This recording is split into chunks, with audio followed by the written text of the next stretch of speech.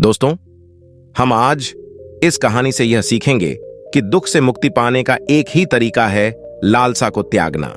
तो चलिए दोस्तों, इस कहानी को हम शुरू करते हैं। एक बार की बात है, एक राजा था जिसका नाम शुद्धोधन था।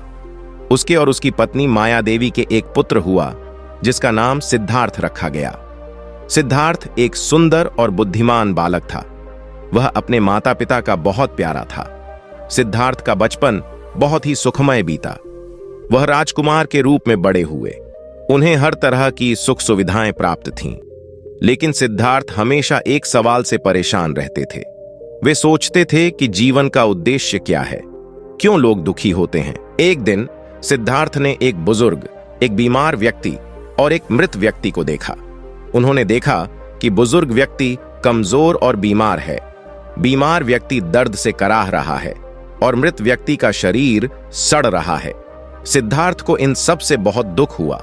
वे सोचने लगे कि क्या जीवन में सिर्फ दुख ही है? क्या कोई ऐसा तरीका नहीं है जिससे दुख को दूर किया जा सके?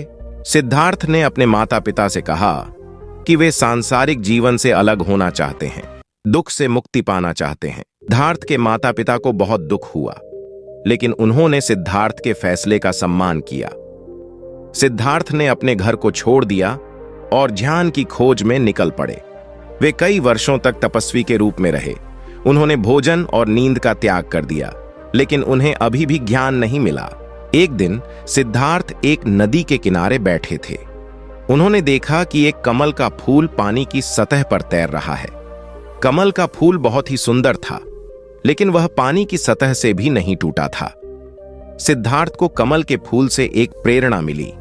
उन्होंने सोचा कि कमल का फूल भी पानी की गंदगी में उगता है, लेकिन वह उस गंदगी से प्रभावित नहीं होता है। उसी तरह मनुष्य भी इस संसार की गंदगी से प्रभावित हो सकता है, लेकिन अगर वह अपने मन को शुद्ध रखता है तो वह भी दुख से मुक्त हो सकता है। सिद्धार्थ ने उसी दिन ज्ञान प्राप्त कर लिया। उन्हें बुद्धत्व प्राप्त हुआ। बुद्ध का अर्थ है जागृत। बुद्ध ने दुनिया को अपने ज्ञान का उपदेश दिया।